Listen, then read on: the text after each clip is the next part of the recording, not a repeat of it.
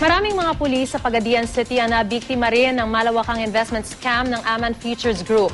At bilang tulong sa kanila, naglaan ng pondo ang City Police roon para libreng makapananghalian ang kanilang mga kabaro. Balita hatid ni Ian Cruz. Halos lahat daw ng miyembro ng Pagadian City Police nag-invest at naging biktima rin daw ng Aman Futures Group. Kaya naman ang bagong upo nilang hepe, mahigpit ang tagubilin sa mga tauhan niya. Sino man yung mga kasama natin na nabibiktima, yung sa scam na yun, yung sa Aman, ang pera nawawala yan. Pero kung ano man ang dapat natin na iniisip, huwag natin ilagay sa kamay natin ang batas. Dahil maraming pulis ang biktima ng Aman Futures, naglaanan ng pondo ang City Police para sa libreng pananghalian.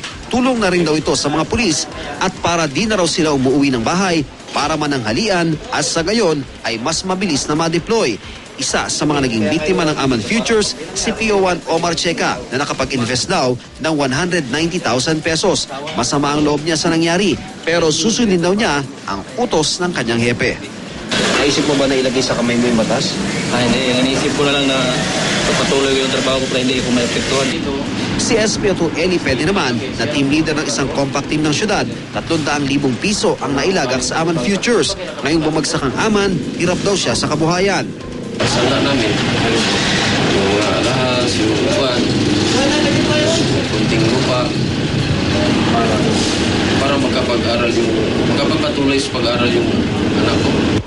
Kamakailan, isinailalim na sa stress briefing at iba pang pagsusuri ang mga pulis ng Pagadian ng mga doktor mula sa PNP Region 9. Siyam na pulis ng Pagadian kabilang ang 2 opisyal ang natanggal sa syudad dahil umano sa pagkakadawi sa operasyon ng Aman Futures. Nilipat muna sila ng assignment pero siguro pagka merong pumunta dito, nang bibigay talaga sila ng statement nila tungkol sa mga activities ng mga tao niya. Pwede silang kasuhan. Ang regional office ng NBI sa Region 9 iniimbestiga ng ulat na may iba pang investment scam na konektado sa Aman Future Group.